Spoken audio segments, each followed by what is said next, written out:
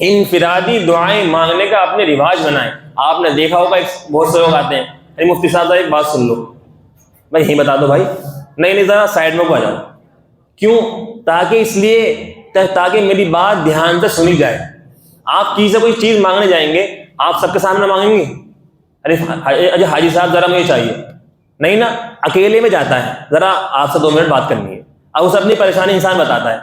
ہم نے کیا کر دیا, انفرادی دعائیں ایسی ہیں اپنی الگ سے اللہ رب العزت کو بیٹھ کر پریشانی بتائیں. اور یہ جو اجتماعی دعا ہوتی ہے جو ہر مسجدوں کے اندر چل رہا ہے نا رواج, امام صاحب دعا مانگ رہے ہیں, آپ کیا کہہ رہے ہیں, آمین کہہ رہے ہیں, یہ کیا ہو گیا؟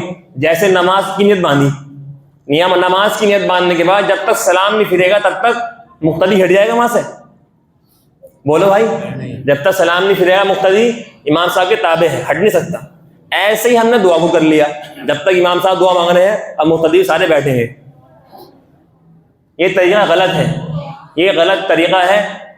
امام صاحب نے سلام پھیرا, اب نماز پوری ہو چکی ہے, آپ چاہے سنتیں پڑھیں, آپ چاہے دعائیں مانگیں, کتنی لمبی دعائیں مانگیں یہ آپ کے اوپر ڈیپینڈ کرتا ہے. آپ کو جتنی, امام صاحب کو جتنی ضرورت ہے وہ اتنی مانگیں گے, آپ کو جتنی ضرورت ہے وہ اتنی مانگیں گے.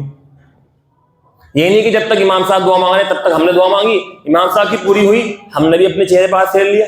یہ کیا طریقہ ہوا؟ یہ طریقہ درست نہیں ہے. جتنی ہمیں امام صاحب کی دعا پوری ہو چکی کوئی بات نہیں, وہ اس لیے پوری ہوئی ہے کیونکہ سب کو جانا ہوتا ہے. آپ کو جتنی ضرورت ہے آپ اتنی اللہ سے مانگے. کم سے کم درجے کی بات یہ ہے, بہترین دن کے اندر کم سے کم 20 منٹ اپنی دعا مانگنے کے اندر ہمیں لگانا چاہیے. اجتماعی دعا ہوتی ہے نا فرض نماز کے بعد, اجتماعی دعا ثابت نہیں ہے اللہ کے نبی علیہ السلام سے کہ یہ جو ہمارے یہاں طریقہ چلا ہوا ہے نا کہ امام صاحب بھی دعا مانگ رہے ہیں مقتدی دعا مانگ رہے ہیں, نہیں, یہ طریقہ درست نہیں ہے. لیکن ختم ہونا اس کا بہت مشکل ہے, آہستہ آہستہ تو ختم کیا جائے گا. اپنا آپ نے سلام پھیر چکا ہے, آپ اپنی دعائیں مانگنی شروع کر سکتے ہیں. نہیں کہ امام صاحب تسبیح پڑھ رہے ہیں آپ بھی تسبیح پڑھ رہے ہیں, آپ کی تسبیح پوری ہو چکی, امام صاحب کی پوری نہیں ہوئی تھی, اب آپ بیٹھے خالی. یہ طریقہ نہیں ہے. آپ کی تسبیح پوری ہو چکی, آپ دعا مانگنے شروع کر دیں فوراً.